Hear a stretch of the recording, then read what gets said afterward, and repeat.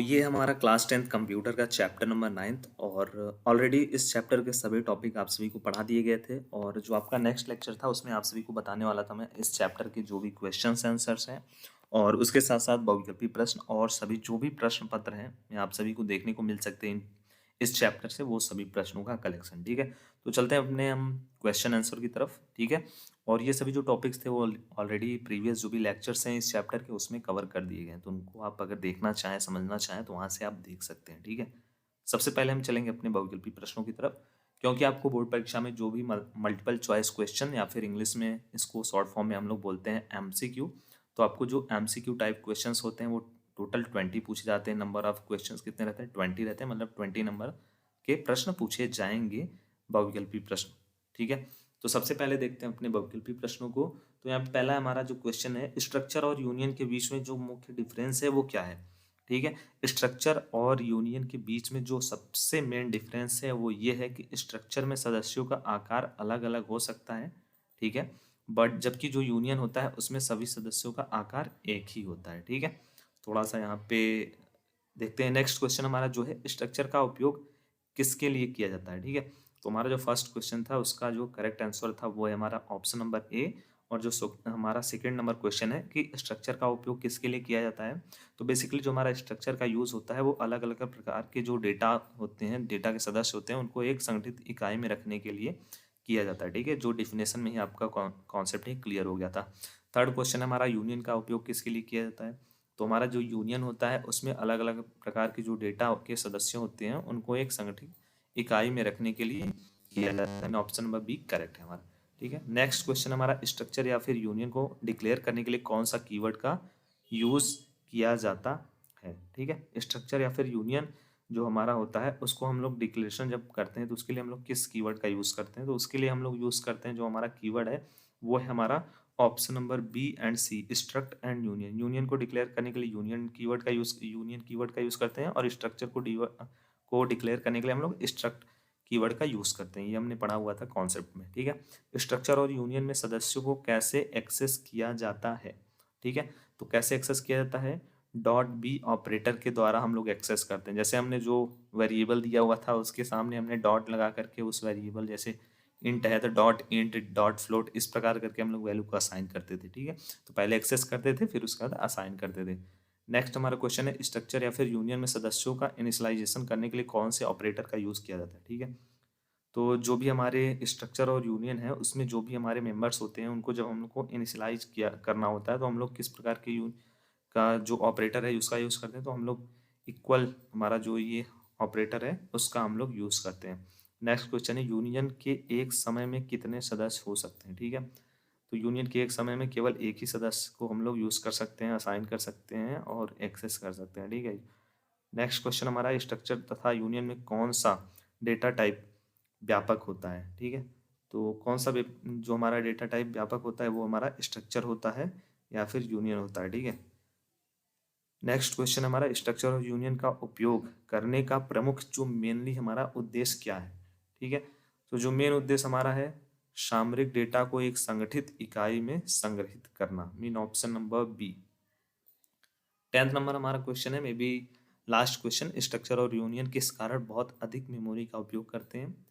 तो उसका रीज़न क्या है? क्योंकि इसमें सदस्यों की संख्या जो होती है ज़्यादा होती है। ठीक है, तो सदस्यों की संख्या के कारण ये बहुत अधिक मेमोरी का उपयोग करते हैं। ठीक है, तो ये टोटल 10 मतलब 10 बहुविकल्पी प्रश्न आपको इस प्रश्न के प्रोवाइड किए गए, इस चैप्टर के प्रोवाइड किए गए। फिर देखते हैं अपने अति लघु उत्तरीय प्रश्न। अति लघु उत्तरीय प्रश्न जो आप सभी के लिखने वाले होते हैं, जो इसमें आपको ऑप्शन नहीं दिया जाता है, आपको एक्सप्लेन करके लिखना होता है, बहुत छोटा सा, जैसे 1 लाइन में ही लिखना होगा इसका आंसर। स्ट्रक्चर क्या होता है अपने शब्दों में, इजी शब्दों में? यूनियन क्या होता है? ठीक है, अब ये सब आपको कैसे पता चलेगा इसका आंसर? उसके लिए आपको ये जो चैप्टर्स के ये जो टॉपिक्स हैं उनको एक्सेस करना पड़ेगा, उनको समझना पड़ेगा। जैसे देखो पूछा गया यूनियन क्या होता है, तो यूनियन क्या होता है? एक प्रकार का डेटा, सी में एक डेटा प्रकार है जो विभिन्न प्रकार के डेटा आइटम्स को संयुक्त रूप में प्रस्तुत करने का एक तरीका होता है। अगर आप इतना भी लिख दोगे तो 1 नंबर का है, इसमें आपको 1 नंबर मिल जाएंगे। ठीक है, और ज़्यादा इसमें लिखने की आपको मेन जरूरत नहीं पड़ेगी। स्ट्रक्चर और यूनियन में मुख्य अंतर क्या होता है? ठीक है, यही जो आपका अति लघु उत्तरीय प्रश्न था उसी में आपको पूछा गया था। ठीक है, कि स्ट्रक्चर और यूनियन के बीच में मेन डिफरेंस क्या होता है? देखो यहाँ पे यही सेम टू सेम चीज़। स्ट्रक्चर में सदस्यों का आकार अलग अलग होता है, जबकि यूनियन में सभी सदस्यों का आकार एक ही होता है। ये हमारा मेन डिफरेंस, इतना ही लिख दो, हो गया। स्ट्रक्चर और यूनियन को डिक्लेयर करने के लिए कौन से कीवर्ड का यूज़ करते हैं? स्ट्रक्चर को डिक्लेयर करने के लिए स्ट्रक्ट का, और यूनियन को डिक्लेयर करने के लिए यूनियन का। ठीक है। स्ट्रक्चर और यूनियन के सदस्यों को कैसे एक्सेस किया जाता है? डॉट ऑपरेटर का लगा करके एक्सेस करते हैं। स्ट्रक्चर और यूनियन में सदस्यों को इनिशियलाइज करने के लिए कौन सा ऑपरेटर? इनिशियलाइज करने के लिए इक्वल ऑपरेटर का यूज़ करते हैं हम लोग। ठीक है। ये सब बहुत इजी क्वेश्चन है। स्ट्रक्चर और यूनियन के एक समय में कितने सदस्य हो सकते हैं? एक ही हो सकते हैं। स्ट्रक्चर और यूनियन का उपयोग करने का प्रमुख उद्देश्य क्या है? ठीक है। जो सभी प्रकार के डेटा होते हैं उनको एक संगठित रूप में इकट्ठा करना। ठीक है। स्ट्रक्चर और यूनियन में सबसे अधिक कौन मेमोरी का यूज़ करता है? ठीक है। तो ये सभी जो क्वेश्चन है बहुत ही इजी क्वेश्चन है। और इसी के बाद आपका स्टार्ट होता है लघु उत्तरीय प्रश्न, जो कि मेनली आपके 2 नंबर वाले होते हैं। ठीक है। 2 नंबर वाले होते हैं, आपको ये बोर्ड परीक्षा में 2 नंबर दिला करके जाते हैं। ठीक है। जो अगर ये पूछे जाते हैं तो आपको इसका थोड़ा सा लॉन्ग में आपको लिखना होता है। ज़्यादा लॉन्ग में नहीं लिखना है, बट थोड़ा सा लॉन्ग में लिखना होता है। जैसे 4 से 5 लाइन में इसका आंसर आपको देना रहेगा। स्ट्रक्चर क्या होता है? इसका उपयोग किस लिए किया जाता है? बहुत इजी क्वेश्चन होता है। सेम टू सेम इसी फॉर्मेट में यूनियन क्या होता है? इसका उपयोग किस लिए किया जाता है? स्ट्रक्चर और यूनियन के बीच में मेन डिफरेंस क्या होता है? अगर आप इन प्रश्नों को तैयार कर लेते हैं तो मैं आपको गारंटेड देता हूँ कि इस प्रश्न के, इस चैप्टर के जितने भी प्रश्न आपसे पूछे जाएंगे बोर्ड परीक्षा में, आप उनको करके आओगे। 101% उनको आप लिख के आओगे। बट आपको ध्यान ये देना है कि जहाँ पर आपको लगता है कि इस टॉपिक में मैं एक प्रोग्राम का एग्जाम्पल लिख सकता हूँ, प्रोग्राम का एग्जाम्पल दिखा करके एक्सप्लेनेशन कर सकता हूँ, तो वहाँ पे आप जरूर से वहाँ पे प्रोग्राम को लिखना। ठीक है। आप मिस मत करना, जिससे आपके पूरे के पूरे नंबर मिलने के चांसेस रहते हैं वहाँ पे ज़्यादा। ठीक है। स्ट्रक्चर और यूनियन को डिक्लेयर करने के लिए कौन सा कीवर्ड यूज़ करते हैं? संबंधित सिंटैक्स सहित उदाहरण दें। ठीक है। तो यहाँ सबसे पहले तो आपको बताना है कौन कौन सा जो हमारा कीवर्ड है स्ट्रक्चर के लिए, कौन सा कीवर्ड है यूनियन के लिए जिसका हम लोग यूज़ करते हैं। उसके बाद एक प्रोग्राम आपको बनाना है स्ट्रक्चर का और एक यूनियन का। ठीक है। बहुत छोटा सा आपको बनाना है, दोनों का साथ में ही बना दो तो भी कोई प्रॉब्लम नहीं है। स्ट्रक्चर और यूनियन में सदस्यों को कैसे एक्सेस करते हैं? संबंधित सिंटैक्स, वही प्रोग्राम, आपको सिंटैक्स प्रोग्राम सेम ही रहते हैं। ठीक है। स्ट्रक्चर और यूनियन में सदस्यों को कैसे इनिशियलाइज किया जाता है? संबंधित सिंटैक्स उदाहरण सहित दीजिए। ठीक है।